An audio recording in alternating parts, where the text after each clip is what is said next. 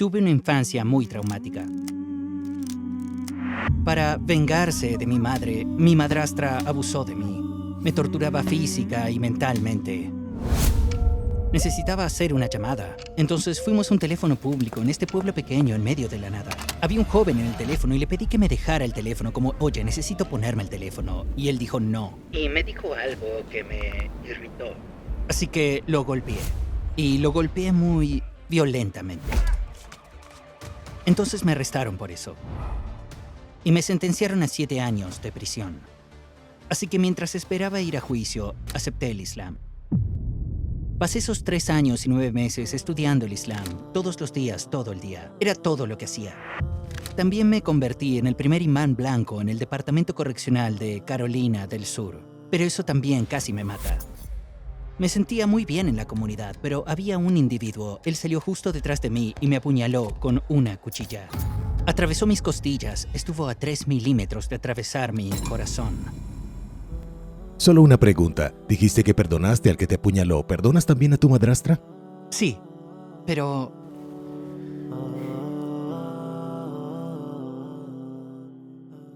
Assalamu alaikum, hermano Joshua Evans. Gracias por aceptar nuestra invitación. Estamos encantados de tenerte con nosotros. Quiero comenzar con quién es Joshua Evans. ¿Puedes contarnos brevemente sobre tu vida? ¿Quién es Joshua Evans? Esa es una pregunta que me hice muchas veces. Nací y crecí en Greenville, Carolina del Sur. Nací y me crié como cristiano, pasando mi infancia en la iglesia. Tenía planes de convertirme en ministro de la juventud, un ministro cristiano, ya sabes.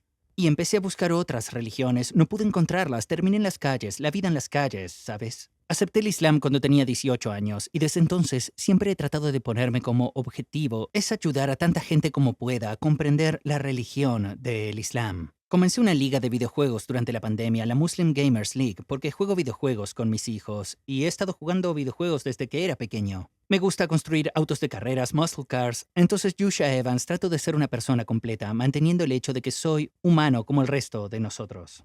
Entonces, ¿cómo fue tu vida en lo que respecta a la fe? ¿En qué creías? Antes del Islam, me crié como cristiano de método. Es una versión muy formal del cristianismo, no es como te lo imaginarías, de que vas a una iglesia, hay mucha gente saltando y gritando y haciendo ruido. Era una misa muy formal, casi católica. Entonces, eso fue lo que terminó guiándome a querer ser parte de ministerios cristianos. Pero a la edad de 16 años, me volví más pentecostal. Bueno, al crecer creí lo que me dijeron que creyera. Así que yo creía en la Trinidad. Yo creía que la Biblia era la palabra inequívoca de Dios, lo que significa que era la palabra de Dios libre de errores. Es de la misma manera que los musulmanes creen en el Corán. Este fue el núcleo de mis creencias mientras crecía, pero también fue lo que me alejó del cristianismo cuando comencé a estudiar la Biblia y me di cuenta de que esto no es lo que enseña la Biblia. La Biblia no enseña la Trinidad, Jesús no enseñó la Trinidad y la Biblia no es un libro libre de errores, es un libro lleno de errores. Ese periodo entre dejar el cristianismo y aceptar el Islam, de alguna manera había renunciado a la religión. Creía que Dios existía, pero me volví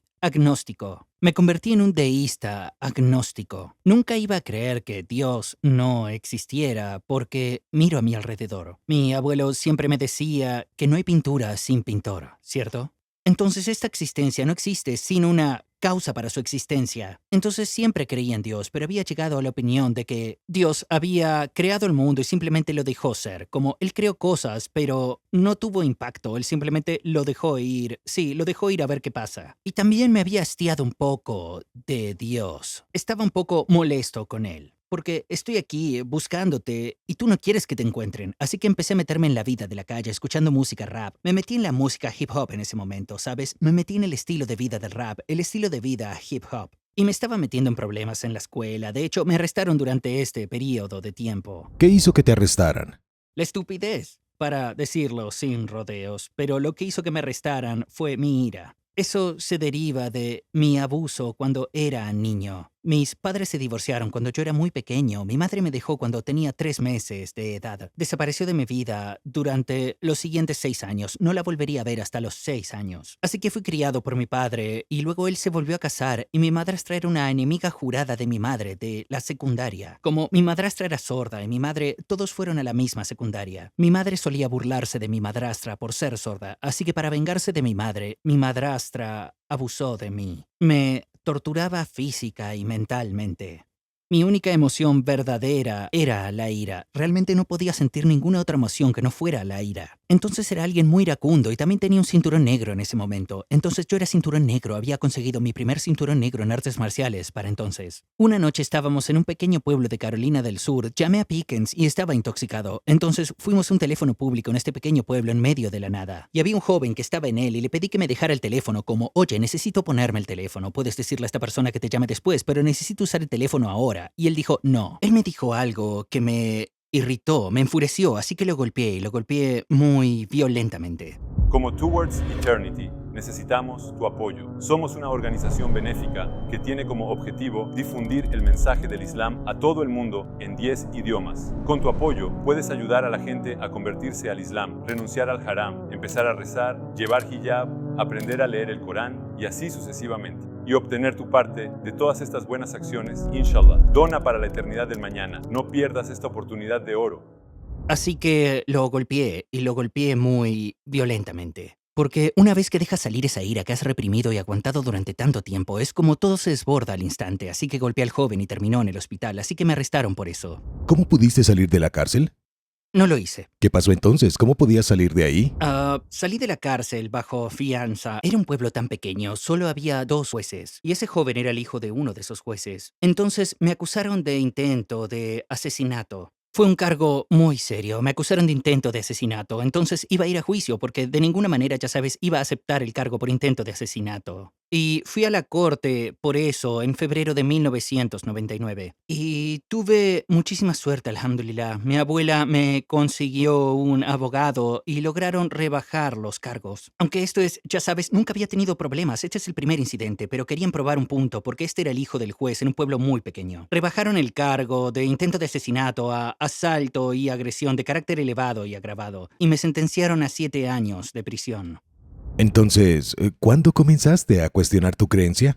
En el verano de 1996 comencé a leer la Biblia de principio a fin. Y también estudiaba ciencias porque me estaba preparando para ir a Bob Jones University, que es un colegio bíblico muy famoso en mi ciudad natal de Greenville, Carolina del Sur. Es conocida en todo el mundo. Y mi enfoque de estudios iba a ser crítica textual, que se trata de estudiar los documentos más antiguos que tenemos de la Biblia, etc. Entonces, indagar en la Biblia me llevó a entender que no es, incluso desde una perspectiva académica, que no es un libro perfecto. Es un libro que fue escrito por hombres y mujeres y transmitido, y la forma en que se transmitió pasaron tantas cosas. La conclusión a la que llegué fue que la Biblia no era la palabra de Dios, que no era un libro perfecto. Y esto es lo que le dije a uno de los profesores en Bob Jones University en ese momento. Tuve una conversación con él y le hice una pregunta. Era una pregunta lógica. Yo dije, ¿es Dios perfecto? Él dijo sí. Dije, está bien, si Dios es perfecto, entonces por defecto todo lo que viene de Dios debe ser perfecto por naturaleza, ¿verdad? Él dijo sí. Yo dije, ¿la Biblia es perfecta? Él dijo no. Si Dios es perfecto y tiene un libro, entonces ese libro también debería ser perfecto. Si no es perfecto, no viene de Dios. Puede haber partes de ella que sean de Dios, pero luego hay partes de ella que son del hombre, y si no podemos notar la diferencia, entonces no decir que este libro es la base de tu fe. Eso tiene sentido. Entonces ese era mi problema. Mi viaje hacia el Islam comenzó conmigo dejando el cristianismo. Por supuesto, eso fue un catalizador. De lo contrario, nunca habría sucedido. Y vino conmigo estudiando otras religiones, pero quería pruebas. Llegué a un punto en mi vida donde estaba cansado de que me engañaran. ¿Me entiendes? Yo creo que si Dios tuviera una religión, habría pruebas. Habría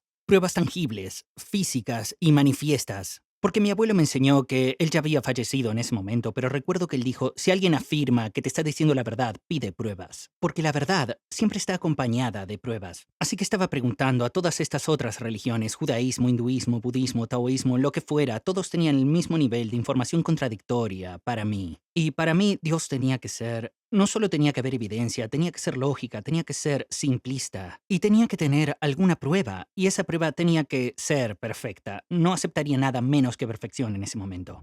Entonces, ¿uno de tus amigos te habló del Islam? Descubrí el Islam a través de, yo no lo llamaría exactamente un amigo, él era un conocido y dio la casualidad de que era musulmán. No supe esto hasta más tarde. Se surgió el tema de la religión en su casa un día y dijo que era musulmán, lo que me sorprendió, porque él también era afroamericano. Pensé que todos los musulmanes eran árabes, pero él me pidió que fuera a Juma el viernes. Entonces fui en diciembre de 1998 a la mezquita de mi ciudad natal. Escuché el sermón, la jutba, fue un sermón hermoso, hermoso, no voy a mentir. se trataba del perdón de Alá. Pero eso no fue suficiente para convencerme, porque he oído un montón de hermosos sermones cristianos también. Así que le pregunté al imán después de Salah, ¿tu religión tiene pruebas? Él dijo sí, así que me llevó a su oficina y él me dio una copia del Corán. Y yo pregunté, ¿qué es esto? Él dijo, es la palabra de Dios. Y dije, sí, he escuchado eso antes, ¿sabes? He oído eso un par de veces. Le dije, déjame averiguarlo por mí mismo, me lo llevaré a casa, lo leeré a ver qué pasa. Entonces comencé a leer el Corán. Abrí el capítulo 1, la Fátiha me suena mucho como la oración del Señor. Pero el capítulo 2, el versículo 2 es lo que me causó realmente querer leer el Corán. Decía, este es el libro que no tiene dudas.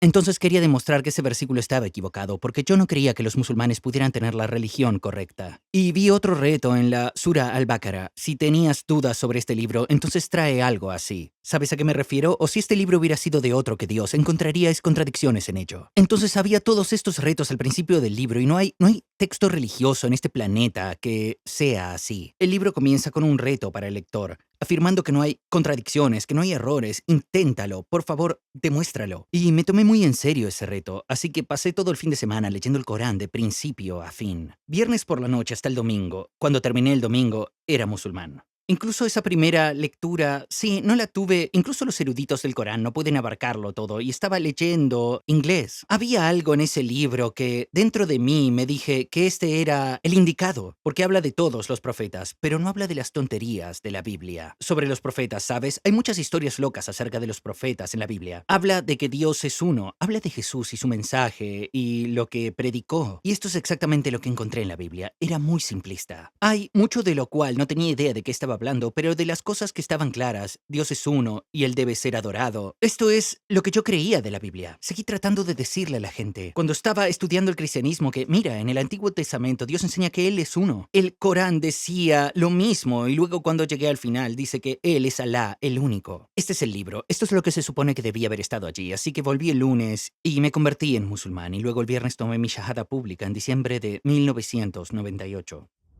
Entonces, ¿cómo te sentiste cuando tomaste tu shahada?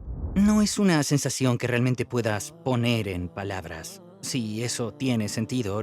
Es difícil de explicar. Es como tratar de explicar el nacimiento de tu primer hijo, como simplemente no hay palabras correctas para describirlo. Fue más bien un encontré mi lugar. ¿Sabes a qué me refiero? Como mi corazón sintió ese vacío que había estado en mi alma durante tanto tiempo, sentí como si se hubiera llenado. Porque antes de eso estaba tratando de llenarlo con tantas cosas, ¿sabes? El cristianismo estuvo allí por un tiempo. Y ya sabes, las calles y la fiesta, lo que sea, y trato de explicar a la gente que está tratando de llenar, porque cada persona tiene un vacío en su alma, sin el Islam, solo porque es nuestra fitra. Y trato de decirle a la gente que si tratas de llenar ese vacío con otra cosa que no sea el Islam, es como ir a la playa y tratando de llenar el océano de arena. No importa cuánto eches, nunca lo llenarás.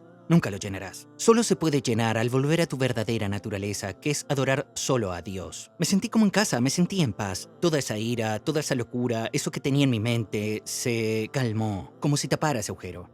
¿Cuál fue la reacción de la gente a tu alrededor? Realmente no se lo dije a mucha gente. Esa es la cosa. Los amigos que tenía en ese momento, me distancié de ellos porque no me ayudaron. Estuvieron conmigo esa noche que golpeé a ese joven y todos me delataron. Cuando la policía acudió a ellos, todos me delataron. Así había cortado a todos mis amigos en ese momento. Mi abuela y mi padre, no les dije que me había convertido en musulmán de inmediato. Acabo de empezar a tratar de mejorar mi vida y cuando mi abuela me vio después de como un mes, ella había visto eso, como ella está como algo ha cambiado. ¿Sabes a qué me refiero? Como si no fueras, estoy siendo, ya sabes, amable y cortés, estoy tratando de ayudar más, estoy tratando de hacer las cosas correctas. Ella dice, ¿qué te cambió? Y le dije en ese momento que me había convertido en musulmán. Ella dijo, no estoy particularmente de acuerdo con eso, pero si eso es lo que te hace ser mejor, entonces sigue con eso. Y mi padre me dijo, eres un hombre adulto, puedes tomar tus propias decisiones, tienes que vivir con ellas. He sido musulmán durante 25 años, todavía hablo con mi papá, le he estado dando dawa durante 25 años, él no ha aceptado el Islam, que Alá lo guíe. Pero él está súper feliz de que yo sea musulmán. Él dice, te ha hecho la mejor versión de lo que podría ser. Está muy orgulloso de decirle a la gente, mi hijo es musulmán, viaja alrededor del mundo ayudando a la gente, está involucrado en la caridad, va a los campos de refugiados. Y cada vez que he dado conferencias en mi ciudad natal, que lo he hecho 2 veces, él está en la primera fila. Él viene y se sienta en la primera fila. Y eso es lo que les digo a los nuevos musulmanes. No siempre se trata de ir por ahí diciéndole a todo el mundo que te has convertido en musulmán. Muéstreles que te has convertido en musulmán. Esa es la diferencia.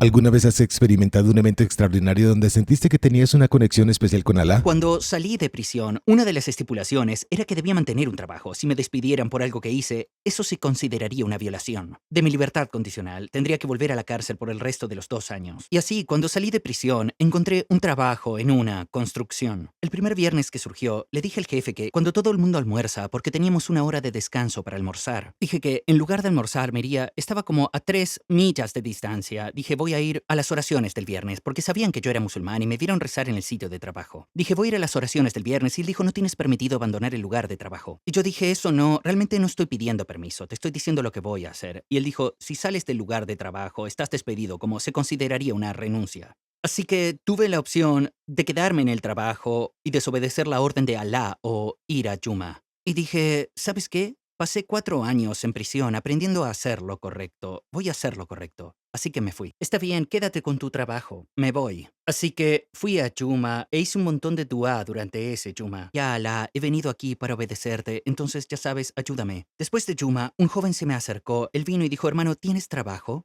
Y yo dije, sí, tenía un trabajo hasta hoy. De hecho, salí del sitio de trabajo y tuve que renunciar para venir aquí. Él dijo, mi papá, que era el imán, mi papá vino a preguntarme, ¿quieres trabajar en su pizzería? Le dije, por supuesto, necesito un trabajo, así que me dio un trabajo a partir de ese día, ganando el doble de dinero que en el sitio de construcción. El tiempo desde que dejó el trabajo al momento en que tenía un trabajo nuevo fue de 2 horas. Cuando haces algo sinceramente por Alá, Yaj'alahu maharaja. Él te abrirá las puertas. Entonces, hacer lo correcto a veces da miedo. Pero creo que esa fue una de las noches más hermosas que recuerdo en mi vida. ¿Qué es lo que más te impresionó sobre el profeta? El amor que tenía por nosotros, por su como ni siquiera es realmente definible. Cuánto amaba a la A cada profeta se le dio una dua que podían pedir lo que quisieran, cualquier cosa. Nuestro profeta, sallallahu alaihi wasallam, tuvo tantas veces en que necesitaba esa dua. Su tío, Abu Talib, murió sin Islam. Antes de la batalla de Badr, la batalla de Uhud, ya sabes, la batalla de Khandak, cuando Medina era, hubo tantas veces en las que pudo realmente haber usado ese dua. Pero él dijo, no, lo guardaré.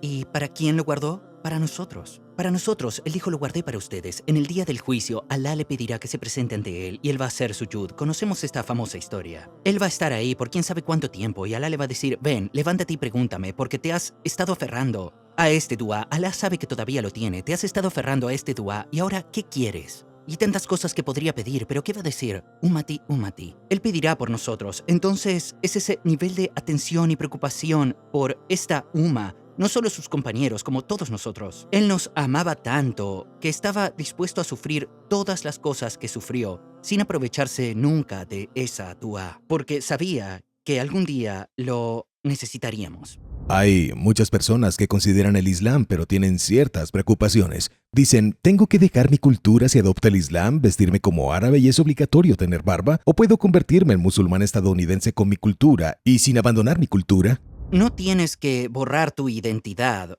o tu identidad cultural para ser musulmán. Solo tienes que deshacerte de las partes de esta que están en contra del Islam. Así que no hay nada malo en mantener mi identidad como estadounidense. No hay nada malo en vestir pantalones, camisa, traje, corbata, lo que sea. No hay nada malo en mí. Se te permite mantener tu identidad. Quiero decir, vete a África. Ves la cultura de los musulmanes en África. Es tan diferente. De la misma manera que vas al sur de Asia, ya sabes, vas a Indonesia, Singapur, Malasia, han mantenido su cultura. Pero el Islam simplemente la ha mejorado. Pero no tienes que convertirte en árabe o convertirte en pakistaní. Puedes ser quien quieras ser. Hay ciertos cristianos que dicen, siento una especie de espiritualidad y siento conexión con Dios cuando oro. No necesito ninguna otra cosa nueva. ¿Qué te gustaría decirle a una persona así? La espiritualidad puede ser engañosa.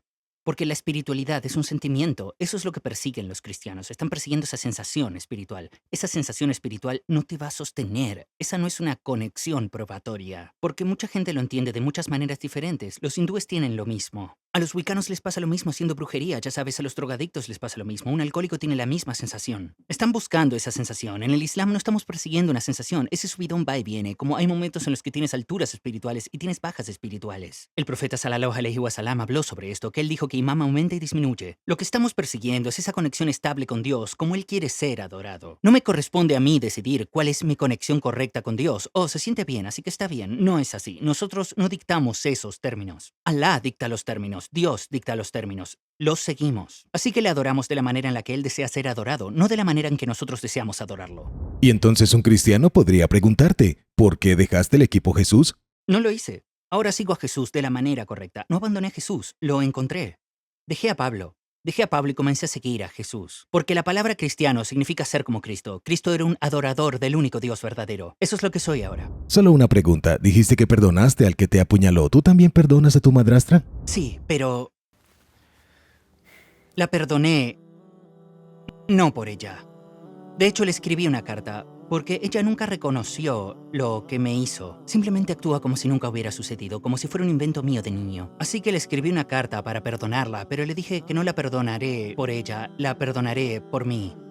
Porque ella no merece seguir teniendo ese tipo de impacto. Me di cuenta de que aferrándome a esa ira por ella ya no era la que abusaba de mí, yo me estaba abusando de mí mismo. Y eso es lo que pasa mucho. De hecho, hago asesoramiento y coaching todos los días, y fue justo ahí que tuve una sesión justo antes de venir aquí. Y la mayor parte es con víctimas de trauma que han sufrido abusos y cosas de esa naturaleza, y les expliqué que el perdón es para ti, es para que puedas superar y seguir adelante, porque ella no tiene No creo que ella tenga derecho a seguir teniendo ese efecto en mi vida. No puedo continuar. No puedo culparla ahora. Si todavía sigo luchando con las cosas por las que pasé de niño, no puedo culparla de eso. Está hecho. Pasó hace 30 años. Yo soy el que me lastimo a mí mismo, así que tengo que dejarlo ir. Así que sí, la he perdonado, pero la he perdonado por mí. Perdonamos por la causa de Allah, por supuesto, ese es el núcleo detrás de esto, pero la perdoné por mí mismo, porque merezco curarme de eso. Por último, ¿qué te gustaría decirle a los no musulmanes en todo el mundo si tuvieras la oportunidad y tuvieras unos momentos? Les diría que busquen en su propia alma y se den cuenta de que todo tiene un propósito. Nada en este mundo carece de propósito, eso te incluye a ti mismo. Estás aquí, existes por una razón y un propósito. Y debes descubrir ese propósito, debes saber cuál es tu propósito. Y ese propósito es adorar al Dios que te creó. Y por lo tanto deberías hacer una intensa investigación sobre eso y asegurarte de saber que crees en lo que crees por una razón. No solo porque tus padres te enseñaron o porque es lo que dice tu cultura o porque creciste así. Tu sistema de creencias central debe ser un factor decisivo en función de la información que has elegido como verdadera.